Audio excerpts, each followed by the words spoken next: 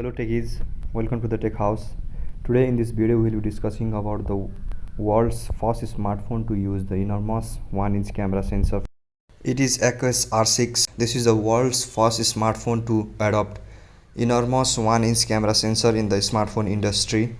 Also, Aquos R6 will be the world's first smartphone to adopt 3D Max Sonic. Basically, it allows user for dual fingerprint scanner for better security purpose like bank transaction and many more. This phone will be powered by the top flagship chipset Snapdragon 888. Its display is 2K resolution supported display, and the crazy part is it can switch its display from 1 Hz all the way up to 240 Hz. We will see crazy level of high refresh rate in this device.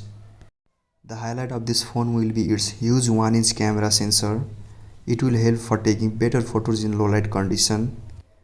We can shoot more detailed photos with the help of this huge 1-inch camera sensor.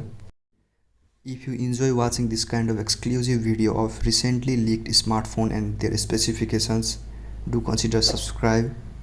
Till then, stay safe, stay connected. We'll see you around. Peace.